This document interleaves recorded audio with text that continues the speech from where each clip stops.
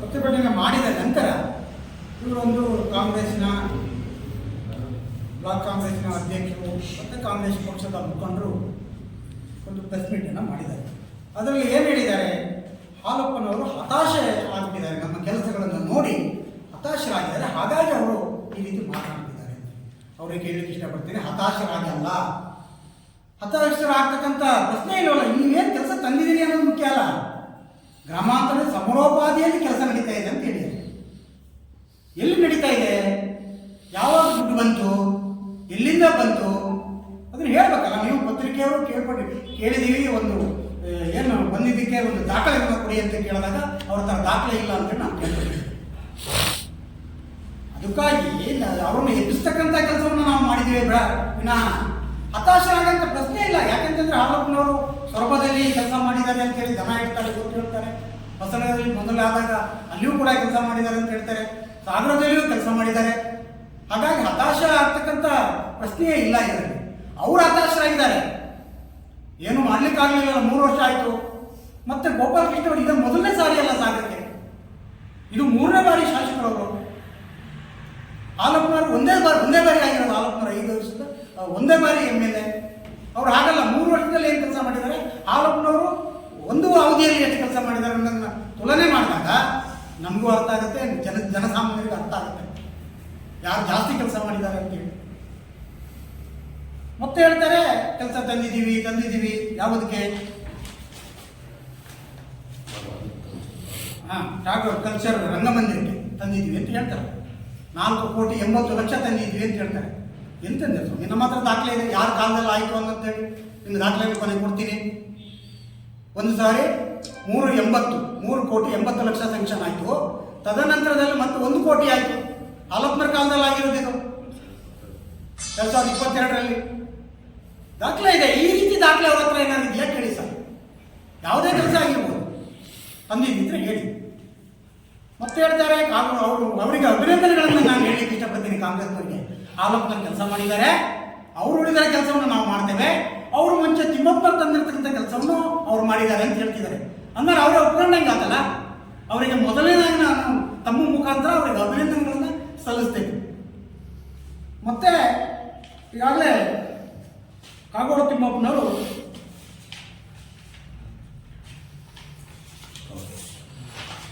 ಇದ್ರು. ಆ ನಂತರದಲ್ಲಿ ಹಾಲಪ್ಪನವರು 4 ಕೋಟಿನ ತಂದು ಅದನ್ನು ಕಳಿಸಿದ್ರು. ಈ ರೀತಿ ನಾವು ಹೇಳ್ತೀವಿ, ಎಲ್ಲೂ ತಿಮ್ಮಪ್ಪನವ್ರು ಮಾಡಿಲ್ಲ ಕೆಲಸ ಅಂತೇಳಿ ನಮ್ಮ ಶಾಸಕರಾಗಲಿ, ನಮ್ಮ ಕಾರ್ಯಕರ್ತರಾಗಲಿ, ನಮ್ಮ ಮುಖಂಡರು ಯಾರು ಹೇಳಿಲ್ಲ. ಆದರೆ ಇವರು ಎಲ್ಲದೂ ನಾನೇ ತಂದೆ, ನಾನೇ ಮಾಡಿದೆ ಅಂತ ಹೇಳ್ತಾರೆ. ಅದನ್ನು ಕೆಲವೊಂದಿಷ್ಟು ನಮ್ಮ ಕಾಂಗ್ರೆಸ್ ಮುಖಂಡರಿಗೆ ನಾನು ಕೇಳಲಿಕ್ಕೆ ಇಷ್ಟಪಡ್ತೇನೆ. ಸ್ವಾಮಿ 2004ರಲ್ಲಿ ಏನಂದ್ರಿ ಗೋಪಾಲಕೃಷ್ಣ ಅವರಿಗೆ, ನಾವು BJPಯಲ್ಲಿ ಇದ್ವಿ, 4 ಕೋಟಿದ್ದು ಇದು ದಾಖಲೆ ಇದೆ ನಮ್ಮ ಹತ್ರ. ಹಾಗಾಗಿ ಅವರಿಗೆ ಹೇಳಲಿಕ್ಕೆ ಇಷ್ಟಪಡ್ತೇನೆ, ಒಬ್ಬ ಹೆಂಡ ಮಾರವನ್ನು ಗೆಲ್ಲಿಸಿಬಿಟ್ರಲ್ಲ ಮಾರ ಅಂತ ಹೇಳಿದರು.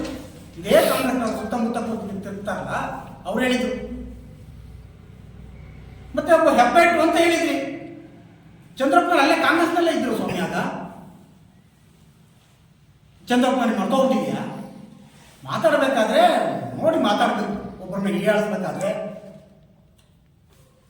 ಮತ್ತೆ ಚಂದ್ರಪ್ಪ ನಮ್ಮ ಜೊತೆಗೆ ಇದ್ರಲ್ಲ, ಗೋಪಾಲಕೃಷ್ಣ ನಾವು ಪ್ರತಿಭಟನೆ ಇನ್ನೊಂದು ಹಮ್ಮಿಕೊಂಡಾಗ ಬೈತಿದ್ರಲ್ಲ, ಮತ್ತೆ ಏನು ಕೆಲಸ ಮಾಡಿಲ್ಲ ಅಂತ ತಾವೇ ಹೇಳ್ತಿದ್ರಲ್ಲ. ಇವತ್ತು ಅಲ್ಲಿ ಹೋದ್ಬಿಡ್ಲೆ ಹೆಬ್ಬೆಟ್ಟಿನವ್ರು ಹೋಗಿ ಬದಲಿದಾರಲ್ಲ, ಅವರವರ ಬಿಸಿನೆಸ್ಗೆ ಹೆಂಡ ಮಾಡ್ತಾರೋ ಇನ್ನೊಂದು ಮಾಡ್ತಾರೋ ಒಳ್ಳೆ ರೀತಿಯಲ್ಲಿ ಬಿಸ್ನೆಸ್ ಮಾಡ್ಕೊಂಡು ಹೋಗ್ತಾರೆ. ಅದನ್ನೆಲ್ಲ ಯಾಕೆ ಎತ್ತರಿಸ್ಬೇಕಾಗಿ 2004ರಲ್ಲಿ? ಇವತ್ತು ಅವ್ರ ಪಕ್ಷಕ್ಕೆ ಹೋಗ್ಬಿಡ್ಲೆ ಒಳ್ಳೆಯವರ ಹಂಗ ನಮ್ಮಲ್ಲಿದ್ದಾಗ BJPಲಿದ್ದಾಗ ಕೆಟ್ಟವರಾಗಿದ್ದ. ಇದಕ್ಕೆ ಅವರೆಲ್ಲ ಉತ್ತರ ಕೊಡಬೇಕು, ಸುಮ್ಮನೆ ಮಾತಾಡೋದು ಒಂದೇ ಅಲ್ಲ. ಮತ್ತೆ ಶಾಸಕರು ಮಾಡೋದು ಅವ್ರ ಸಮಿತಿಯವರು ಇದ್ದಾರೆ, ಮಾಡ್ಕೊಂಡು ಹೋಗ್ತಾರೆ. ಕಾರ್ಯಕ್ರಮ ಸಮಿತಿ ಇದೆ, ಅವ್ರು ಮಾಡ್ತಾರೆ. ನೀವು ಗೌರ್ಮೆಂಟ್ ಶಾಲೆ ಅಭಿವೃದ್ಧಿ ಪಡಿಸಿ ಸರ್, ಗೌರ್ಮೆಂಟ್ ಶಾಲೆಗೆ ಸವಲತ್ತುಗಳನ್ನು ಕೊಡಿ, ಆಗ ಬಡ ಮಕ್ಕಳು ಬರ್ತಾರೆ ಅಲ್ಲಿ. ಮತ್ತೆ ಇನ್ನೊಂದು ಹೇಳಿದರೆ ಹಾಲಪ್ಪ ನಗಕ್ಕೆ ಹೋಗ್ತಾನೆ ಅಂತೀವಿ. ಒಬ್ಬ MLA ಮಾತಾಡೋ ಮಾತೇನು ಸರ್ ಇದು? ಮಾತಿನ ಮೇಲೆ ಹಿಡಿತಾ ಇರಬೇಕು ಒಬ್ಬ ಶಾಸಕರಿಗೆ. ಎಲ್ಲರಿಗೂ ಶಾಸಕರವರು, ನಾವೆಂದೂ ಅವ್ರನ್ನ ಕಡೆಗಣಿಸಿ ಇನ್ನೊಂದು ಮುಂದೊಂದು ಅವ್ರು ಮಾತಾಡಿದಾಗ ಮಾತಾಡಿಲ್ಲ. ನಮ್ಮ ಮಾಜಿ ಶಾಸಕರು ಮಾತಾಡಿಲ್ಲ, ನಮ್ಮವ್ರು ಯಾರು ನಮ್ಮ MP ಸಾಹೇಬರು ಕೂಡ ಮಾತಾಡಿದ್ರು, ನಮ್ಮ ಯಾವ ಸ್ತರದ ಪದಾಧಿಕಾರಿಗಳು ಕೂಡ ಅವ್ರನ್ನ ಕಡೆಗಣಿಸಿ ಮಾತನಾಡಿಲ್ಲ. ಶಾಸಕರಿಗೆ ಕೊಡ್ತಕ್ಕಂಥ ಗೌರವವನ್ನು ನಾವು ಕೊಟ್ಟಿದ್ದೀವಿ. ಅವರು ಕೂಡ ಇನ್ನೊಬ್ಬರ ಬಗ್ಗೆ ನಾನೆಲ್ಲರೂ ಪ್ರೀತಿ ಮಾಡ್ತೀನಿ ಅಂತ ಹೇಳ್ತಾರಲ್ಲ, ಹಾಗಾಗಿ ಅವ್ರ ಪ್ರೀತಿಯಿಂದ ಗೌರವಯುತವಾಗಿ ಮಾತಾಡಲಿ. ಗೌರವಯುತವಾಗಿ ಇನ್ನೂ ಇದೇ ಥರ ಏಕವಚನದಲ್ಲಿ ಮಾತಾಡಿದ್ರೆ ನಾವು ಅವರ ವಿರುದ್ಧ ತೀವ್ರ ಪ್ರತಿಭಟನೆಯನ್ನು ಮಾಡ್ತೇವೆ, ಮುಂದಿನ ದಿನಗಳಲ್ಲಿ ಮಾಡ್ತೀವಿ. ಅವ್ರು ಎಚ್ಚರಿಕೆಯಿಂದ ಮಾತಾಡಬೇಕು ಅಂತೇಳಿ ಹೇಳಿ ನನಗೆ ಮತ್ತೆ 80 ಲಕ್ಷ ತಂದಿದ್ದಕ್ಕೆ ನಮ್ಮ ಹತ್ರ ದಾಖಲೆ ಇದೆ. ಅವ್ರ ಹತ್ರ ಯಾವ್ದಾದ್ರು ದಾಖಲೆ ಇದ್ರೆ ಕೊಡಕ್ಕೆ ಸರ್. ಇಷ್ಟು ಹೇಳಿ ತಮ್ಮ ಮತ್ತೊಮ್ಮೆ ಈ ಒಂದು ಮಾರಿ ಜಾತ್ರೆಗೆ ಎಲ್ಲರಿಗೂ ಒಳ್ಳೆಯದಾಗಲಿ ಅಂತ ಹೇಳಿ ಕೋರ್ತಾ ಮುಂದಿನ ಒಂದು 2 ವಿಚಾರ. ಫೋಟೋ ಇಷ್ಟ ಸಣ್ಣಕ್ಕಿದೆ, ಇನ್ನು ಉಳಿದ್ರೆ ನಾನು ಹೇಳಬೇಕಾಗಿಲ್ಲ. ಆ ರೀತಿಯ ಒಂದು ವಾತಾವರಣ ನಾನು ನಗರಸಭೆ ಆಯುಕ್ತರಲ್ಲಿ ಕೇಳ್ತಾ ಇದ್ದೀನಿ. ಪ್ರಥಮವಾಗಿ ಈ ಫ್ಲೆಕ್ಸ್ಗಳಿಗೆ ನಿಮ್ಮಲ್ಲಿ ಅನುಮತಿ ಕೊಟ್ಟಿದ್ದೀರಾ? ಒಂದು. ಎರಡನೇದು ಎಷ್ಟು ದುಡ್ಡನ್ನು ಕಟ್ಸ್ಕೊಂಡಿದ್ದೀರಿ? ಯಾಕಂದ್ರೆ ನಾವು ಆದಾಯ ಬಹಳ ಹೆಚ್ಚಿಸ್ತಾ ಇದ್ದೀವಿ ಅಂತ ಹೇಳಿ ಶಾಸಕರಾದಿಯಾಗಿ ಎಲ್ಲರೂ ಕೂಡ ಹೇಳ್ತಾ ಇದ್ದಾರೆ. ಒಳ್ಳೇದು, ಆದಾಯ ಹೆಚ್ಚಿದ್ರೆ ಭಾರಿ ಒಳ್ಳೇದು. ಫ್ಲೆಕ್ಸ್ ರೀತಿ ಅಂತ ಒಂದು ಇತ್ತು ಹಿಂದೆ, ಅದು ಏನಾಗಿದೆ? ಇದ್ದಿದ್ದ ಜಾಗದಲ್ಲಿ ಪ್ರತಿಯೊಂದು ಜಾಗದಲ್ಲೂ ಕೂಡ ಫ್ಲೆಕ್ಸ್ ಇದೆ, ನೀವೆಲ್ಲರೂ ಕೂಡ ನೋಡ್ತಾ ಇದ್ದೀವಿ. ನಾನು ಇನ್ನೊಂದು ಮಾತು ಯಾಕೆ ಇದನ್ನು ಹೇಳ್ತಾ ಇದ್ದೀನಿ ಅಂದರೆ, ಈ ಅನುದಾನದ ವಿಷಯದಲ್ಲಿ ನಾವೊಂದು ಫ್ಲೆಕ್ಸ್ ಅನ್ನು ಹಾಕಿದ್ವಿ, ಒಂದೇ ಒಂದು ಫ್ಲೆಕ್ಸ್ ಹಾಕಿದ್ವಿ, ಓನ್ಲಿ ಸಿಂಗಲ್ ಫ್ಲೆಕ್ಸ್. ಆ ಸಿಂಗಲ್ ಫ್ಲೆಕ್ಸ್ ಹಾಕಿದ್ದಕ್ಕೆ ಇಡೀ ಸಾಗರ ಅಲ್ಲೋಲ ಕಲ್ಲೋಲ ಆಗ್ಬಿಟ್ಟು ಕಾಂಗ್ರೆಸ್ ಏನು ಪ್ರತಿಯೊಬ್ಬರು ಏನು ಹಂಗೆ ಹಾಕಿದ್ರು ನಾವು ತಂದಿದ್ದು ಏನೇನು ಹೇಳಿ ವಿತಿನ್ ಫ್ರಾಕ್ಷನ್ ಆಫ್ ಟೈಮ್ ನಾವು 15ನೇ ತಾರೀಕು ಹಾಕಿದ್ದೀವಿ. 15ನೇ ತಾರೀಕು ಸಂಜೆನ ಫ್ಲೆಕ್ಸ್ ಇಲ್ಲ ತೆಗೆಸ್ಬಿಟ್ರು, ಆಯಿತು. ತಕ್ಷಣ ಒಂದು ಸೂಚನೆ ಕೊಟ್ಟು ತೆಗೆಸಿದ್ರು. ಮರುದಿನ ಮತ್ತೆ ಹಾಕಿದ್ವಿ ಇನ್ನೊಂದು ಫ್ಲೆಕ್ಸ್, ಅದನ್ನು ಒಂದೇ ಗಂಟೆ ಒಳಗೆ ತೆಗೆಸಿದ್ರು. 2 ಫ್ಲೆಕ್ಸ್ ಹಾಕಿದ್ದು ನಾವು. ಈ 2 ಫ್ಲೆಕ್ಸಿಗೆ ಇಷ್ಟು ಕಾಂಗ್ರೆಸ್ನವ್ರು ಹತಾಶರಾಗಿದ್ದಾರೆ. ಯಾವುದೋ ಅವರವರ ತಾಕತ್ತು, ಅವರವರ ಇದು ಬಿಟ್ಟು ಹೋಗ್ತಕ್ಕಂಥ ತಾಕತ್ತು. ನಾವು ಅದ್ರ ಬಗ್ಗೆ ಯಾವುದೇ ರೀತಿ ಹೇಳೋದು, ಅದ್ರ ಪಕ್ಷ ಪಾರ್ಟಿ ಪ್ರಶ್ನೆ ಇಲ್ಲ. ಜನಸಾಮಾನ್ಯ ಜಾತ್ರೆ ಮಾಡ್ತೀವಿ ಅಂತ ಹೇಳ್ತಕ್ಕಂಥವ್ರು ಇವತ್ತು ಬಹಳ ದೊಡ್ಡ ಮೊತ್ತಕ್ಕೆ ಬಿಟ್ಟಾಗಿದೆ, ನಮ್ಮ ಬಹಳ ಲಾಭದಲ್ಲಿ ಇದ್ದೀವಿ ಅಂತ ಹೇಳ್ತಕ್ಕಂಥವ್ರು ತಾವು. ಹಾಗಾದ್ರೆ ಕಳೆದ ಬಾರಿ 54 ಲಕ್ಷಕ್ಕಿತ್ತು, ಈ ಸರ್ತಿ 1.5 ಲಕ್ಷಕ್ಕೆ ಹೋಗಿದೆ ಅಂತ ಹೇಳೋದು 1.5 ಕೋಟಿಗೆ. ಇವತ್ತು 50 ರೂಪಾಯಿ 25 ರೂಪಾಯಿ ಇಳಿಸ್ತಾರೆ.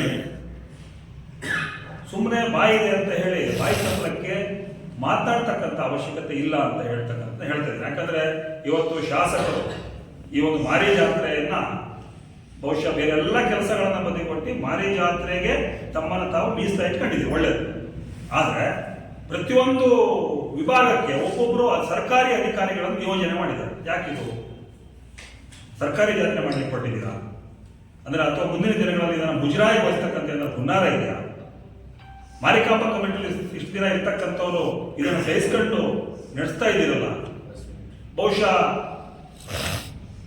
ಯಾರಿಂದ ಒತ್ತಡಕ್ಕೆ ತಾವು ಒಳಗಾಗಿದ್ದೀರಾ ಹೇಳ್ತಕ್ಕಂಥ ಪ್ರಶ್ನೆ ನಾನು ಕೇಳ್ತಾ ಇಲ್ಲ. ಜನಸಾಮಾನ್ಯರು ಇವತ್ತು ಇಡೀ ಸಾಗರದಾದ್ಯಂತ ಮಾತಾಡ್ತಾ ಇದ್ದಾರೆ, ಯಾಕೆ ಈ ರೀತಿ ಆಗ್ತಾ ಇದೆ ಅಂತ ಹೇಳ್ತಕ್ಕಂಥದ್ದನ್ನ ಮಾತಾಡ್ತಾ ಇದ್ದಾರೆ. ಆದರೆ ಈ ಜಾತ್ರೆ ಯಶಸ್ವಿ ಆಗಬೇಕು ಅಂತಕ್ಕಂಥದ್ದು ಬಿಜೆಪಿಯ ಒಂದು ಎಲ್ಲರ ಒಂದು ಅಭಿಲಾಷೆ. ಆ ನಿಟ್ಟಿನಲ್ಲಿ ನಮ್ಮ ಸಹಕಾರ ಏನೇನಿದೆ ಆ ಎಲ್ಲ ಸಹಕಾರವನ್ನು ಕೂಡ ನಾವು ನೀಡ್ತಾ ಇದ್ದೇವೆ. ಮತ್ತು ಜಾತ್ರೆ ಯಶಸ್ವಿ ಆಗಲಿ ಅಂತ ಹೇಳಿ ದೇವರಲ್ಲಿ ನಾವು ಪ್ರಾರ್ಥನೆಯನ್ನು ಕೂಡ ನಾವು ಮಾಡ್ತಾ ಇದ್ದೇವೆ. ನಡೆಸಿ ಇವತ್ತಿನವರೆಗೂ ಕೂಡ ಓಸಿ ಮಟಕ ಗಾಂಜಾವನ್ನ ನಿಮಗೆ ತಹಬಂದಿಗೆ ತರಲಿಕ್ಕೆ ಸಾಧ್ಯ ಆಗಿಲ್ಲ ಅಂತಂದ್ರೆ ನೀವು ಆಡಳಿತವನ್ನು ನಡೆಸಲಿಕ್ಕೆ ನೀವು ಯೋಗ್ಯರು ಇದೀರೋ? ಈ ಪ್ರಶ್ನೆಯನ್ನ ಬಿಜೆಪಿ ಇವತ್ತು ಕೇಳ್ತಾ ಇದೆ. 2.25 ವರ್ಷ ಸರ್ಕಾರ ನಿಮ್ದಿದೆ, ಮುಖ್ಯಮಂತ್ರಿ ನಿಮ್ಮವರು, ಉಸ್ತುವಾರಿ ಮಂತ್ರಿ ನಿಮ್ಮವರು, ಶಾಸಕರು ನಿಮ್ಮವರು, ನಗರಸಭೆ ಆಯುಕ್ತರು ನೀವು ಹೇಳ್ದಂಗೆ ಕೇಳ್ತಾರೆ, ಪೊಲೀಸ್ ಇನ್ಸ್ಪೆಕ್ಟರ್ ನೀವು ಹೇಳ್ದಂಗೆ ಕೇಳ್ತಾರೆ, DYSP ನೀವು ಹೇಳ್ದಂಗೆ ಕೇಳ್ತಾರೆ. ಹಾಗಾಗಿ ಯಾಕೆ ನೀವು ಕಾನೂನು ಕ್ರಮ ತಗೊಂಡಿಲ್ಲ? ಇವತ್ತು ಜನ ಈ ಪ್ರಶ್ನೆಯನ್ನ ನಿಮಗೆ ಕೇಳ್ತಾ ಇದ್ದಾರೆ. ಇದಕ್ಕೆ ಉತ್ತರ ಕೊಡಿ. ಅದ್ರ ಬಿಟ್ಟು ಯಾವುದೋ ವಿಷಯವನ್ನ ಇನ್ನೊಂದು ವಿಷಯಕ್ಕೆ ತೊಳಕೆ ಹಾಕಿ ಆ ವಿಷಯವನ್ನೇ ವಿಷಯಾಂತರ ಮಾಡ್ತಕ್ಕಂಥದ್ದು ಇದೆಯಲ್ಲ, ಇದು ನಿಮ್ಮ ಹೇಳಿತನವನ್ನ ಮತ್ತು ನಿಮ್ಮ ಹತಾಶ ಮನೋಭಾವನನ್ನ ತೋರಿಸ್ತಾ ಇದೆ ಅಂತ ಹೇಳಿ ಈ ಸಂದರ್ಭದಲ್ಲಿ ಹೇಳಲಿಕ್ಕೆ ಬಯಸ್ತೇನೆ.